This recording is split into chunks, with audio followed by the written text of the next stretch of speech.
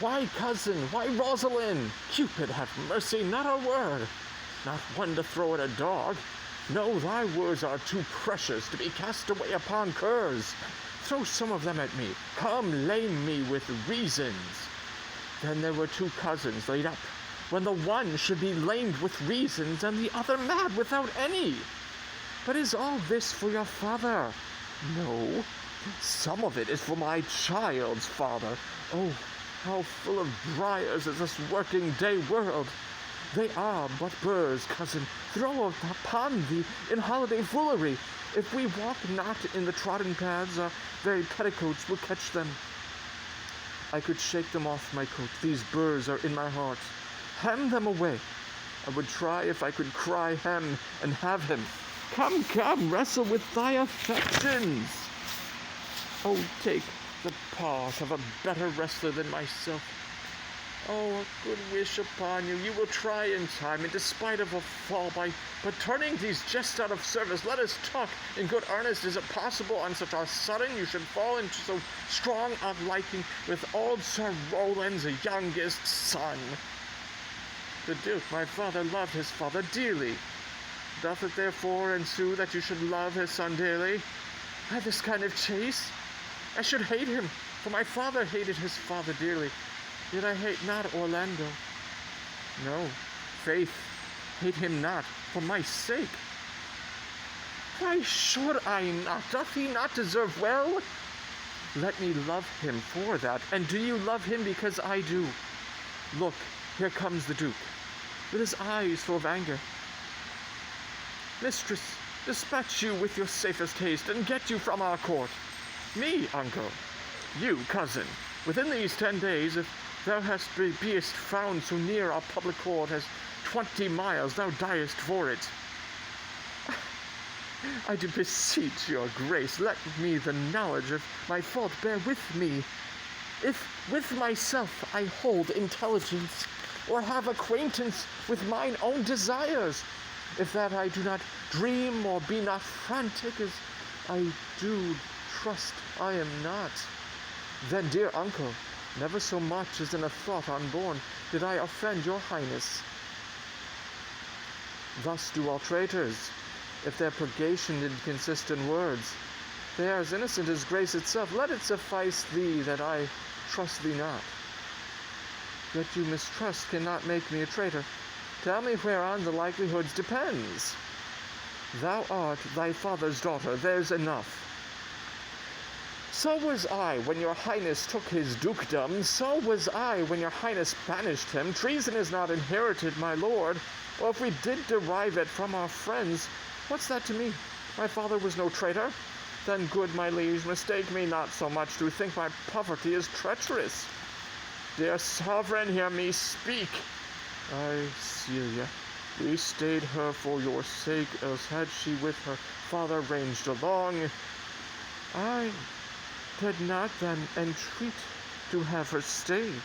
It was your pleasure and your own remorse. I was too young that time to value her, but now I know her. If she be a traitor, why, so am I. We still have slept together. Rose at an instant, learned, played each together, and wheresoe'er we went like Juno's swan, still we went coupled and inseparable. She is too subtle for thee, and her smoothness, her very silence, and her patience speak to the people, and they pity her. Thou art a fool. She robs thee of thy name, and thou wilt show more bright and seem more virtuous when she is gone. Then open not thy lips. Firm and irrevocable is my doom, which I have passed upon her. She is banished. Pronounce that sentence then on me, my liege. I cannot live out of her company. You are a fool. You, niece, provide yourself. If you outstay the time, upon mine honor, in the greatness of my word, you die. Oh, my poor Rosalind, whither wilt thou go? Wilt thou change fathers? I will give thee mine, I charge thee, but not thou more grieved than I am. I have more cause. Thou hast not, cousin. Prithee be cheerful. Knowest thou not the Duke hath banished me his daughter? That he hath not. No, hath not? Rosalind lacks then the love which teacheth thee that thou and I am one. Shall we be sundered? Shall we part, sweet girl? No. Let my father seek another heir. Therefore devise with me how we may fly, whither or to go, or what to bear with us. And do not seek to take your change upon you, to bear your griefs of yourself and leave me out. For by this heaven now, at our sorrows pale, say what thou canst. I'll go along with thee. Why? Whither shall we go? To seek my uncle in the forest of Arden. Alas, what danger will it be to us? Maids, or as we are to travel forth so far, beauty provoketh thieves sooner than gold. I'll put myself in poor and mean attire, and with a kind of umber smirch my face, the like do you, so shall we pass along, and never stir assailants. Were it not better, because I am more than common tall, that I did suit me all points like a man, a gallant curtlax upon my thigh, a boar spear in my hand, and in my heart lie there what hidden woman's fear their will. We'll have a swashing and a martial outside, as many other mannish cowards have that do outface it with their semblances. What shall I call thee, when thou art a man?